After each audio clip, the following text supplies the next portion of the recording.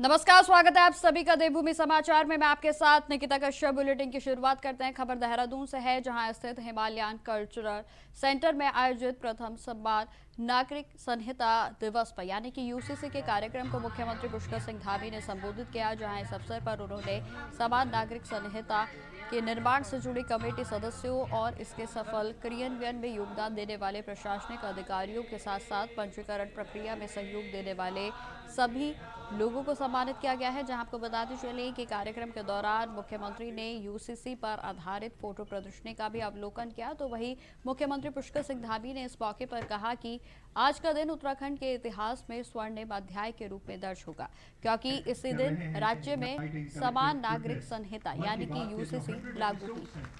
किस तरह से पूरे भारत भूमि से बेहतरीन स्टोरीज को प्रदान वाला सभी वर्ग यहाँ पर उपस्थित है।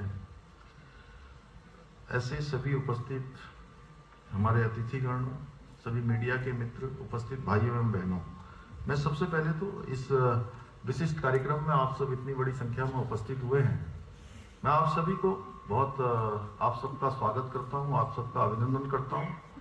और आज का दिन सच में उत्तराखंड के इतिहास में सदैव एक स्वर्णिम अध्याय के रूप में अंकित रहेगा, क्योंकि मुझे याद आ रहा है कि पिछले वर्ष इसी दिन हम सब लोगों ने, लगभग समय थोड़ा इससे पहले का था, समान नागरिक संहिता को देवभूमि वासियों को समर्पित किया था। और इसके पीछे हेतु था कि सामाजिक न्याय, समानता और संवैधानिक मूल्यों की स्थापना की दिशा में उठाया गया एक ये ऐतिहासिक कदम था। और ये ऐतिहासिक दिन उत्तराखंड के 1.25 करोड़ जागरूक नागरिकों के दृढ़ संकल्प, उनकी सामूहिक सहभागिता का प्रतीक था और उनके विश्वास का और उनके समर्थन का ये निर्णय उन्हीं के कारण से संभव हो पाया था। मैं इस अवसर पर देवभूमि उत्तराखंड के समस्त नागरिकों को, देवतुल्य नागरिकों को प्रथम समान नागरिक संहिता दिवस की बहुत बधाई देता हूं, शुभकामनाएं देता हूं। खबरों में आगे बढ़ते हैं। दिल्ली में कांग्रेस के राष्ट्रीय नेतृत्व के साथ उत्तराखंड कांग्रेस के नेताओं की अहम बैठक हुई और जहां बैठक का नेतृत्व राष्ट्रीय अध्यक्ष मल्लिकार्जुन खड़गे, नेता प्रतिपक्ष राहुल गांधी और महासचिव संगठन सी वेणुगोपाल ने किया। आपको बता दें कि बैठक में उत्तराखंड से पूर्व मुख्यमंत्री हरीश रावत, प्रदेश के अध्यक्ष गणेश गोदिया, हरक सिंह रावत, प्रीतम सिंह, तो वहीं करण महरा और काजी निजामुद्दीन समेत कई वरिष्ठ नेता उपस्थित रहे। जानकारी के अनुसार आपको बताते चलें कि बैठक में उत्तराखंड से जुड़े ज्वलंत मुद्दों पर विस्तार से चर्चा की गई है और इसके साथ ही साथ 2027 में होने वाले विधानसभा चुनाव की रणनीति और तैयारियों पर भी मंथन किया गया। जहां सूत्रों के हवाले से यह भी जानकारी सामने आई है कि उत्तराखंड कांग्रेस की कार्यकारिणी में बदलाव और नई घोषणा जल्द ही की जा सकती है। हाईकमान ने तमाम उत्तराखंड के नेताओं को दिल्ली बुलाया है और दिल्ली में बैठक का दौर शुरू है। कल शाम को भी एक बैठक हुई थी, एक बैठक अभी 10:30 से 11 बजे करीब फिर सुबह भी शुरू हुई है। और मैं समझता हूँ कि तमाम नेताओं से जो है प्रभारी जी के साथ बैठ के तमाम जो हमारे नेता हैं वो तय कर रहे हैं कि उत्तराखंड में किस तरह से अब भाजपा को नए तरीके से, नए तेवर, नए क्लेवर के साथ जो है घेरा जाए, क्योंकि तमाम मुद्दे हैं, सैकड़ों मुद्दे हैं जो भाजपा के खिलाफ आज भी है, लेकिन उनमें प्रायोरिटी के साथ पहले दूसरे नंबर पर किन मुद्दों को उठाया जाए ये तय होकर आ रहा है। और तमाम लोग यहाँ आएंगे तो तुरंत जो है भाजपा के खिलाफ उत्तराखंड में तमाम कांग्रेस के कार्यकर्ता जो है सड़क पर उनके खिलाफ लड़ाई। उत्तराखंड में समान नागरिक संहिता यानी कि यूसीसी कानून लागू होने की पहली वर्षगांठ के अवसर पर हरिद्वार के जनपद मुख्यालय में एक भव्य कार्यक्रम का आयोजन किया गया और इस मौके पर यूसीसी को प्रभावी रूप से धरातल पर उतारने और इसके सफल क्रियान्वयन में अहम भूमिका निभाने वाले अधिकारियों, जनप्रतिनिधियों, तो वहीं स्वयं सहायता समूहों को सम्मानित किया गया। बताते चलें कि कार्यक्रम में बड़ी संख्या में प्रशासनिक अधिकारी, गणमान्य लोग मौजूद रहे और जहाँ कार्यक्रम के बाद पत्रकारों से बातचीत करते हुए जिला अधिकारी मयूर दीक्षित ने जानकारी दी है कि राज्य सरकार के द्वारा 1 वर्ष पूर्व लागू किए गए यूसीसी कानून को लेकर चलाए गए जागरूकता अभियान के सकारात्मक परिणाम सामने आए हैं, जहां उन्होंने यह भी बताया कि पूरे उत्तराखंड में हरिद्वार जनपद ने यूसीसी के तहत सर्वाधिक पंजीकरण दर्ज कर पहला स्थान हासिल किया है।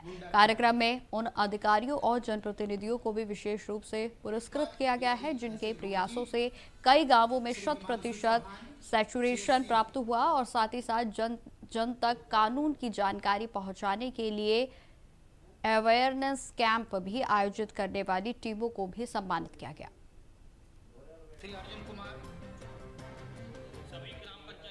समान नागरिक संहिता का जो कानून राज्य सरकार में 1 साल पूर्व लागू किया गया था, उसको आज पहली वर्षगांठ पर जनपद मुख्यालय पर एक भव्य कार्यक्रम आयोजित किया गया है, जिसमें जिन अधिकारियों के द्वारा और जिन प्रतिनिधियों के द्वारा अच्छा कार्य किया गया है, जिन गांव में सैचुरेशन हो गया है तथा सबसे ज़्यादा जिनके द्वारा रजिस्ट्रेशन किया गया है, उनको पुरस्कृत किया गया है।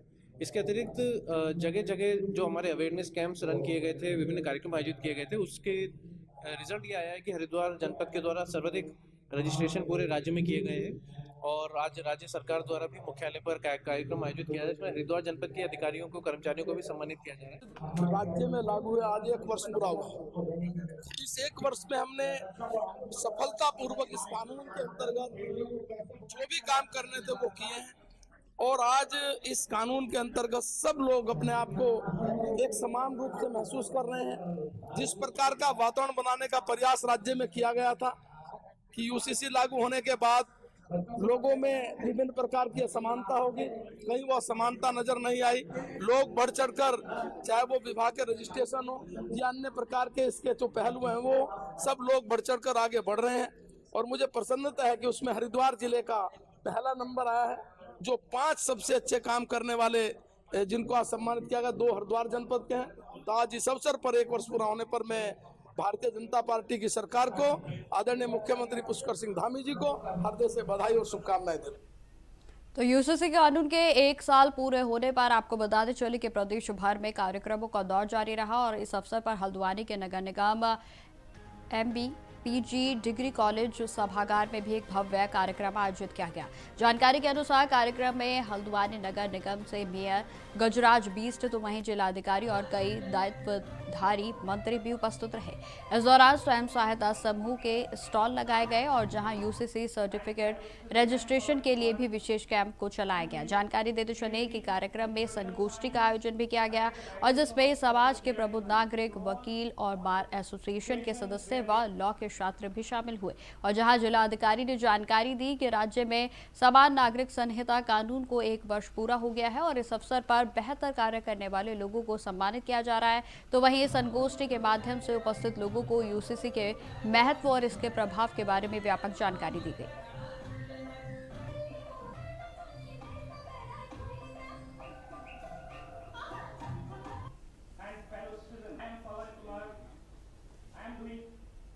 समान नागरिक संहिता के प्रभावी होने की वर्षगांठ के उपलक्ष्य में आज यहाँ पर वृहद कार्यक्रम का आयोजन किया जा रहा है। जनपद में 475 गांवों में से 292 ग्राम पंचायतों में 100% रजिस्ट्रेशन हुआ है। तो ऐसे सब रजिस्ट्रार और रजिस्ट्रार्स को यहाँ पर उनको प्रशस्ति पत्र दिए जा रहे हैं। जो हमारे बौद्धिक वर्ग हैं, अधिवक्ता वर्ग हैं, बार एसोसिएशन के मेंबरान हैं, लॉ के स्टूडेंट्स हैं,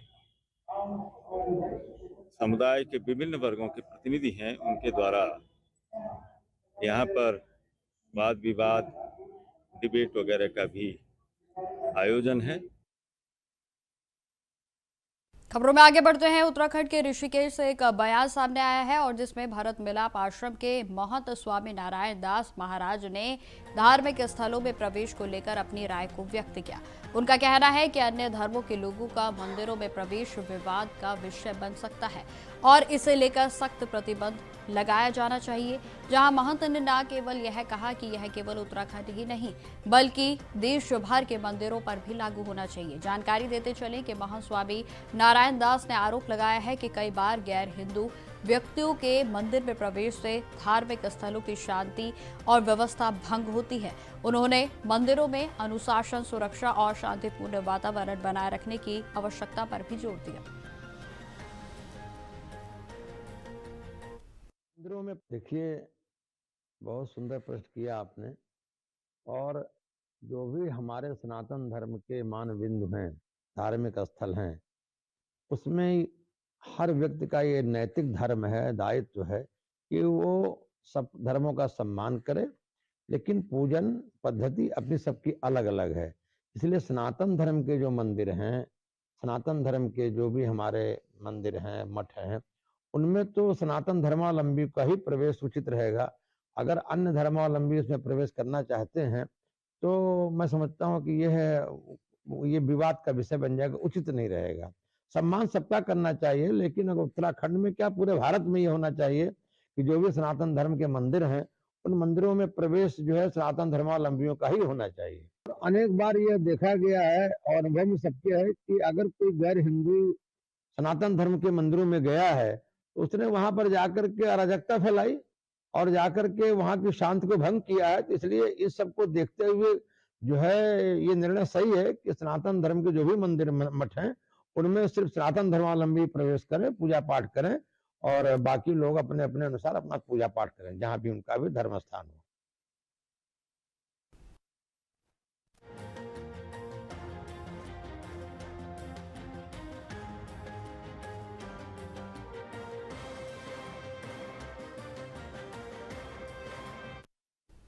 खबरों में आगे बढ़ते हैं। उत्तरकाशी के गंगोत्री धाम में भी गैर हिंदुओं के प्रवेश पर रोक लगाने का निर्णय अब गंगोत्री मंदिर समिति के द्वारा भी लिया गया और जहां मंदिर समिति के अध्यक्ष सुरेश सेमवाल ने यह बयान दिया है कि धाम में केवल हिंदू धर्म के अनुयायी ही प्रवेश कर सकेंगे। उन्होंने यह भी स्पष्ट किया है कि यह निर्णय पूरी तरह से लागू किया जाएगा और जहां मंदिर समिति का मानना है कि यह कदम मंदिर की पवित्रता और धार्मिक मान्यता के सर्वेक्षण में और उनके संरक्षण के लिए बेहद आवश्यक है। माँ पतित पावनी भागीरथी गंगा का धाम गंगोत्री, जिसकी तिथि चैत्र मास में हम लोग निकालते हैं कपाट खोलने की। और जानिए, हमने पहले से ही इस बात को कहा बार बार और अभी भी हम मंदिर समिति गंगोत्री की तरफ से ये घोषणा करते हैं कि किसी भी गैर हिंदू को माँ भगवती गंगा के जो मंदिर है उसमें आने से रोका जाएगा। पूर्णतः उनके लिए, गैर हिंदू के लिए माँ भगवती गंगा का जो मंदिर है, गंगोत्री धाम है, वो वर्जित होगा। ऐसा मंदिर समिति गंगोत्री ने पूरी तरह से सभी लोगों ने ये निर्णय लिया है और हम चाहेंगे कि गैर हिंदू का गंगोत्री धाम में प्रवेश न हो। जय गंगा मैया की। धन्यवाद। बहुत ही अच्छा कदम हमारे चारों धाम की जो कमेटी है उनका द्वारा उठाया गया है। इन लोगों का ये है कि हमें इनसे कोई दिक्कत नहीं है, ये काम करने आते हैं, नाई का काम भी करते हैं, घोड़े खच्चर का काम करते हैं, हमें इन लोगों से कोई दिक्कत नहीं है। लेकिन आए दिन उत्तराखंड में जो इनके मामले बढ़ते जा रहे हैं, अभी हमने उत्तरकाशी में देखा एक रेडी वाला जो है हमारी माँ बेटी बहनों के जो है वीडियो बना रहा था अपने फ़ोन से चुपके से। तो ये सारी चीज़ें हम देखते हैं, फूक जिहाद होता है, लव जिहाद होता है। ये लोग धंधा करने कम और यहाँ पे जो है माहौल खराब करने ज़्यादा आते हैं। तो उत्तराखंड के चार धाम समेत बीकेटीसी के अंतर्गत भी मंदिरों में अब गैर हिंदू के प्रवेश पर प्रतिबंध लगाया जाएगा। आपको बता दें कि चार धाम यात्रा से पहले बद्रीनाथ केदारनाथ मंदिर समिति जल्द ही इस संबंध में आदेश जारी करने वाली है और जहां बीजेपी इसे जनभावना की मांग को बताते हुए समर्थन कर रही है, तो जबकि आपको बता दें कि कांग्रेस इसे तुष्टीकरण की राजनीति करार दे रही है। उसमें हमारा बहुत स्पष्ट मत है, पहले से ही हमने कहा है कि चूँकि जितने भी ये धार्मिक स्थल हैं, जो भी हमारे पौराणिक स्थल हैं, हमारे देव स्थान हैं, इन स्थानों को देखने वाले, उनका संचालन करने वाले वहाँ के सभी हमारे जो धार्मिक संगठनों के लोग हैं, तीर्थ सभा के लोग हैं, गंगा सभा के लोग हैं, केदार सभा के लोग हैं, बद्री केदार मंदिर समिति के लोग हैं, हमारा पूज्य संत समाज है, वो सब जो भी चूँकि वही उसका संचालन करते हैं, हमने कहा है कि उनकी जो भी उसमें राय होगी या जो उनका मत होगा उसके अनुसार ही सरकार आगे बढ़ेगी और ये स्थान हमारे बहुत पौराणिक महत्व के स्थान हैं और इन स्थानों के पहले समय में कुछ कानून भी बने हुए हैं। हम उन कानूनों का भी अध्ययन कर रहे हैं, उसके आधार पर हम आगे बढ़ेंगे। देखिए, बीकेटीसी को ये बताना चाहिए, चाहे वो हमारा केदारनाथ धाम हो, चाहे वो अमरनाथ जी की गुफा हो। अमरनाथ जी की गुफा की खोज किसने की थी, वो कौन से धर्म का था? और जो खच्चर और घोड़े ले जाकर श्रद्धालुओं की सेवा कर रहे हैं, डोली ले जाके सेवा कर रहे हैं, कौन से धर्म के? उनमें ज्यादातर लोग कौन से धर्म के लोग हैं जो लोगों की सेवा कर रहे हैं और भगवान केदार के दर्शन कराने के लिए खच्चरों की व्यवस्था करके वहां तक ले जाते हैं? कौन लोग हैं? तो इस देश में जो प्रेम और भाईचारा है उसको तोड़ने की कोशिश ना करें। हर व्यक्ति को अपनी हद पता है, हर व्यक्ति को पता है उसको कहां तक जाना, उसकी सीमाएं क्या है। सरकार और सरकार के उपक्रम में बैठे हुए लोगों को अपनी गंदी मानसिकता को छोड़ना चाहिए और राष्ट्र जिस रास्ते पे पौराणिकता से चला आ रहा है, पुराणों के समय से चला आ रहा है, उस रास्ते पे राष्ट्र को चलने दिया जाए। तो खबरें लगातार जारी रहेंगी। फिलहाल रुकते छोटे से ब्रेक के लिए। तो ब्रेक के बाद एक बार फिर से स्वागत है आप सभी का। बढ़ते हैं खबरों की ओर। खबर कालाडूंगी से है, जहां आज मनरेगा योजना के स्थान पर वीबी राम जी योजना के लागू किए जाने को लेकर नैनीताल जिले में सम्मेलन आयोजित किया गया। और जहां आपको बता दें कि इस सम्मेलन में इस बात पर भी विस्तार से चर्चा की गई है कि राम जी योजना के माध्यम से ग्रामीण क्षेत्रों में रहने वाले अंतिम छोर के व्यक्ति तक विकास कैसे पहुंचे। हमारा ये कार्यक्रम कालाडूंगी विधानसभा में हुआ है, पूरा सम्मेलन जिले का है और इस जिले के अंतर्गत जो हमारा ये कार्यक्रम चल रहा है वीबी राम जी वाला, केवल इसका विरोध करने से कुछ नहीं होगा है। माननीय जो प्रधानमंत्री जी की सोच है कि जो कमियां उस सरकार में हुई थी उन कमियों को दूर करते हुए प्रत्येक ग्रामीण क्षेत्र तक उस ग्रामीण जो ग्राम सभा होगी, ग्राम सभा में। अब खबर हरिद्वार से है, जहां आज बैंकर में 5 दिवसीय कार्य सप्ताह की मांग को लेकर राष्ट्रव्यापी हड़ताल में शामिल हो गए हैं। जी हां, आपको बता दें कि विभिन्न बैंक यूनियनों के आह्वान पर बैंक कर्मचारी अपनी अपनी शाखाओं के बाहर एकत्रित हुए और जहां मांगों के समर्थन में जमकर नारेबाजी भी की गई।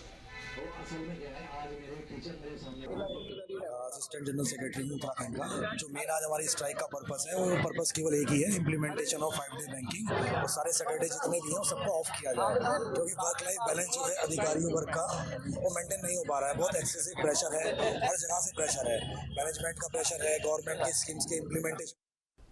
खबर हरिद्वार से ही है, जहां मौसम ने अचानक से करवट ले ली है। आपको बता दें कि उत्तराखंड में मौसम विभाग के पूर्वानुमान के अनुसार आपको बताते चले कि सुबह से ही हल्की धूप और सुहावने मौसम के बाद दोपहर होते होते आसमान में काले बादल छा गए और जहां मौसम निरंतर ऐसे ही 2 दिनों तक बना रहेगा। अब खबर कोटद्वार से है, जहां आपको बता दें कि बैंकों की देशव्यापी हड़ताल का असर जो है अब साफ तौर पर कोटद्वार में भी देखने को मिला, जहां सार्वजनिक क्षेत्रों में भी बैंकों के कर्मचारी हड़ताल पर रहने के कारण बैंकिंग सेवाएं पूरी तरीके से ठप रही। आज पूरे देश भर के बैंक हमारी बंद हैं और हमारी एक ही मांग है जो कई सालों से लंबित पड़ी हुई है, जो हाइब्रिड बैंकिंग है। उसमें जो है 2023 में हमारा जो हाईवे के साथ समझौता हुआ था और मंत्रालय में जो के लिए भेजा गया था, लेकिन वो आज तक जो है वही पेंडिंग पड़ा हुआ है। अब खबर कालाडूंगी विधानसभा से है, जहां क्षेत्र के कोटाबाग ब्लॉक में ग्रामीण क्षेत्रों को जोड़ने वाले कोटाबाग सोड मोटर मार्ग लंबे समय से बेहद ही खराब स्थिति में है और यह मार्ग इलाके का एकमात्र प्रमुख मार्ग है और इसके खराब रहने के कारण ग्रामीणों की शिक्षा, स्वास्थ्य सेवाएं और दैनिक आवश्यक वस्तुओं की खरीद के लिए भी आने जाने में तमाम कठिनाइयों का सामना करना पड़ता है। ये रोड से रिलेटेड हम लोग यहाँ पे बहुत ज़्यादा दुखी हैं। थोड़ी सी अगर बारिश यहाँ पे होती है तो रोड के मामले में बड़े परेशान लोग यहाँ रहते हैं। थोड़ी सी बारिश में ये होता है कि ऊपर से पत्थर मिट्टी पूरा भूचाल जैसा यहाँ पे आने की स्थिति रहती है, इतनी मिट्टी यहाँ पे आ जाती है, तो लोग बड़े दुखी रहते हैं सर इस मामले में। और यही हम आपसे बड़े अनुरोध के साथ विनम्रता से हम लोग आपसे कहना चाह रहे हैं कि इस मामले में थोड़ी आगे की कोई कार्रवाई ऐसी हो जो कि ग्रामीणों को दुखी ना होना। बहुत बड़ी हमारे यहाँ पहाड़ में विडम्बना हो गई है विकास की, यहाँ कोई देखने को तैयार ही नहीं है। स्थिति यहाँ पर रोडों की बिल्कुल दयनीय है। मैं कई बार इसको सोशल मीडिया में भी डाला है, पत्राचार भी किया है। केवल रोडों के काम छोड़ी अनुरक्षण का भी कार्य 2-3 सालों से विभाग ने नहीं किया है। कई बार मैं अधिकारियों को इस बारे में बता चुका हूँ। यहाँ पर सरकार जन जन के द्वार वाले कार्यक्रम में भी मैंने बहुत सारी प्रार्थना पत्र दिए हैं 14 से 15, लेकिन उसमें कोई भी कार्रवाई करने को तैयार नहीं है। आखिर कब तक हम ऐसे लटके रहेंगे? सड़कों की स्थिति, एक देवीपुरा शोड़ मोटर मार्ग करीब 2-3 साल पहले आपदा में बहुत ज़्यादा ख़राब हो गई थी। इसका विधानसभा तक इस मुद्दे को उठाया गया था। यहाँ के कुमाऊं कमिश्नर तत्कालीन दीपक रावत जी ने भी उसका हवाई सर्वेक्षण किया था। बस हवाई में चला गया, उसके बाद कोई इसमें काम नहीं हुआ। अधिकारियों से बात होती है, वो कहते हैं कि हमने एस्टिमेट बना के भेजे हैं, कार्य कब होगा कोई नहीं बताता है। दूसरा, यहाँ जंगली जानवरों का खतरा इतना बढ़ गया है जिसका मतलब लोगों को रात को घर को निकल। तो फिलहाल मेरे साथ इस बुलेटिन में इतना ही। देश दुनिया की तमाम खबरों की जानकारी के लिए बने रहें हमारे साथ। नमस्कार।